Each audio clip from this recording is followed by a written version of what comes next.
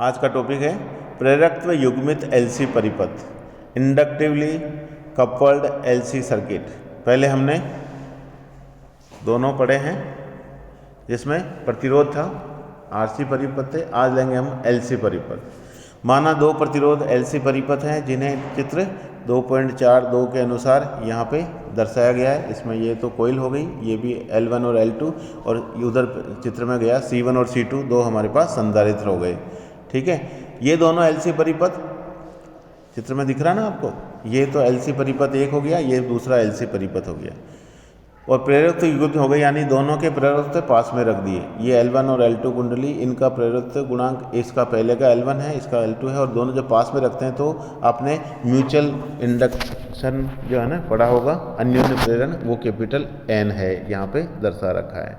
तो एलसी परिपथ लेते हैं दोनों ही, क्योंकि इनके बीच में अन्योन्य प्रेरकत्व होता है, जबकि एक परिपथ में प्रवाहित धारा के कारण उत्पन्न चुंबकीय फ्लक्स दूसरे परिपथ से संबद्ध होता है। तो फैराडे का जो विद्युत चुंबकीय प्रेरण है उसके अनुसार किसी समय जब चुंबकीय फ्लक्स में परिवर्तन होता है तो दोनों परिपथों में विद्युत वाहक बल प्रेरित होता है। यानी इसमें करंट बहेगी तो इसके सिरों पर विद्युत वाहक बल उत्पन्न होगा, और इसमें बहेगी तो इसके सिरों पर विद्युत वाहक बल उत्पन्न होगा।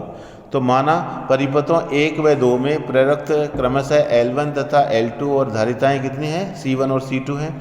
यह माना जाए कि फ्लक्स का कोई क्षरण नहीं होता है, यानी कोई लॉस नहीं होता है, लीकेज नहीं हो रहा है, तथा प्राथमिक कुंडली में से इकाई मात्र की धारा प्रवाहित करने पर कुल उत्पन्न चुंबकीय फ्लक्स रेखाएं द्वितीय कुंडली के सभी चक्रों से संबद्ध होती है। और दोनों परिपथों के बीच में जो अन्योन्य प्रेरण है कैपिटल M, ये आपने स्कूल लेवल पर भी पढ़ा होगा, इसका मान √L1 L2 के बराबर होता है। ठीक है, सामान्यतः कुंडली से फ्लक्स का क्षरण होता है, इसलिए M < √L1 L2 होता है। तो अनुपात जो होगा, अगर यहाँ से हम देख रहे हैं M L1 L2 से कम है √ से, तो उसका जो अनुपात है वो K को युग्मन गुणांक कहते हैं, और यह युग्मन की मात्रा को नापता है और इसका मान 1 से कम आएगा।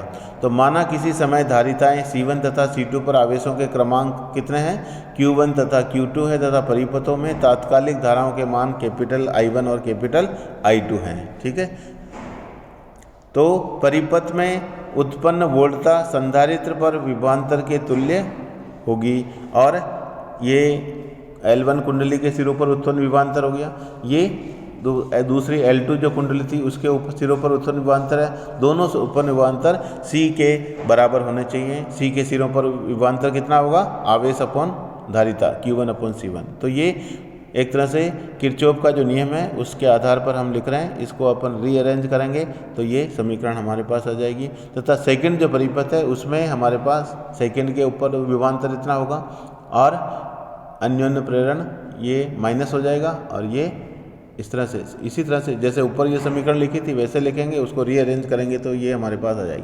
तो कहने का मतलब है समीकरण 1 और 2 हमारे पास जो दोनों परिपथ हैं उनके लिए समीकरण आ गई। समीकरण 1 को हम अवकलित करेंगे T के साथ, तो ये समीकरण आ जाएगी। धारा का परिवर्तन I1 का मान है, आवेश के परिवर्तन के दर के बराबर होता है, इसलिए हम इसको इस रूप में लिख सकते हैं। तो ये हमारे पास आ जाएगी समीकरण d2I1/TT² + 1/L1C1 I1 - m/, ये समीकरण है।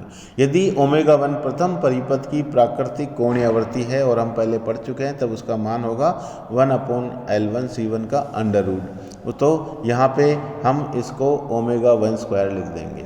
ठीक है, और समीकरण 2 को एक बार फिर अवकलन करेंगे तो सिमिलरली करके आप इसके लिए भी ये समीकरण ला सकते हैं। और यहाँ पे 1/L2C2 आ रहा है, वो ω2 के बराबर आप लिख सकते हैं, उसकी प्राकृतिक आवृत्ति हो जाएगी, नेचुरल एंगुलर फ्रीक्वेंसी हो जाएगी, उसके लिए समीकरण हमारे पास इस तरह से आ जाएगी। तो समीकरण 3 और 4 दोनों ही हमारे पास द्वितीय कोटि की अवकल समीकरण हो गई, 2 युग्मित समीकरण हो गई। और धारा के परिवर्तन की सामान्य विधा ज्ञात करने के लिए माना कोई विधा कोणीय आवृत्ति ω तथा कला नियतांक फाई पर प्राप्त होती है, तो इनके जो सॉल्यूशन है हम इस तरह से I1 = A cos ωt + φ और I2 = B cos ωt + φ लिख सकते हैं। तो समीकरण 5 तथा 6 को 2 बार अवकलित कर लें हम, तो हमारे पास d2I1/dt² आ जाएगा, और यहाँ पे d2i2 स्क्वायर dt स्क्वायर भी आ जाएगा। इन समीकरण को हम 3 में रखेंगे तो हमारे पास ये समीकरण आएगा और उसको रीअरेंज करेंगे तो i1/i2 का मान आ जाएगा। इसी तरह से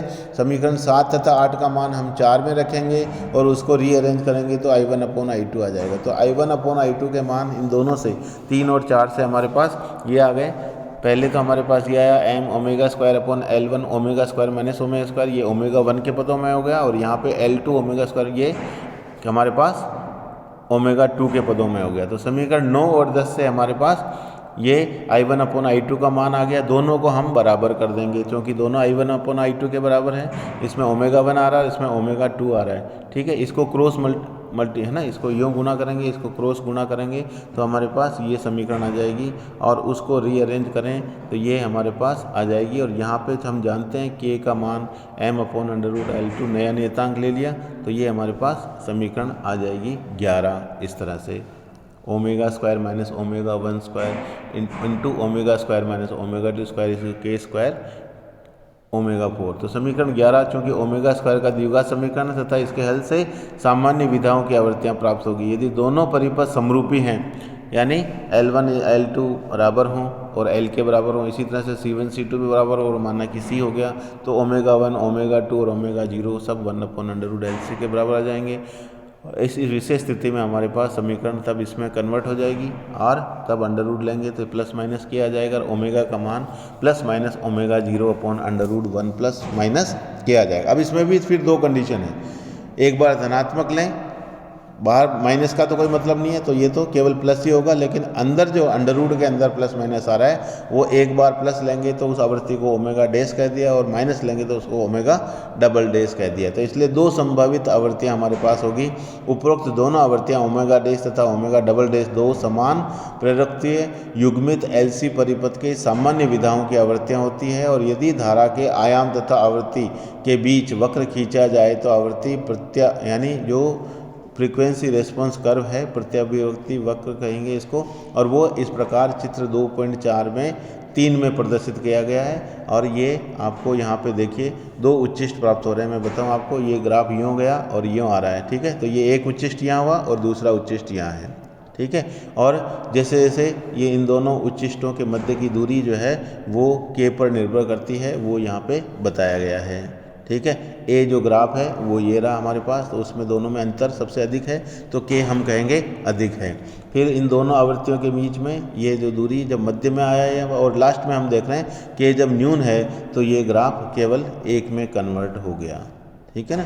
तो हम कह सकते हैं कि जो कि युग्मन गुणांक है उसका क्या प्रभाव होता है, वो यहाँ पे युग्मन तथा प्रतिरोध लोड का प्रभाव, effect of coupling and resistive load क्या कह रहा है। चित्र 2.43 के आवृत्ति प्रत्यावृत्ति वक्र के अध्ययन से यह ज्ञात होता है कि जब k का मान न्यून है अर्थात दोनों परिपथों के बीच जो युग्मन दुर्बल होता है तो प्रत्येक परिपथ अपनी प्राकृतिक आवृत्ति से कंपन करता है और ओमेगा डैश तो तीनों ओमेगा डबल डैश सब ओमेगा 0 के बराबर आ जाते हैं। और इस स्थिति में आवृत्ति वक्र में केवल एक ही उच्चिष्ट प्राप्त होता है और दोनों उच्चिष्ट एक दूसरे पर संपातित हो जाते हैं। जबकि k का मान अधिक होता है तो दोनों परिपथों के बीच प्रबल युग्मन होता है और आवृत्ति वक्र के अंदर दो उच्चिष्ट प्राप्त होते हैं तथा ओमेगा डबल डैश और माइनस ओमेगा डैश का मान इनके अंतर अधिक हो जाता है।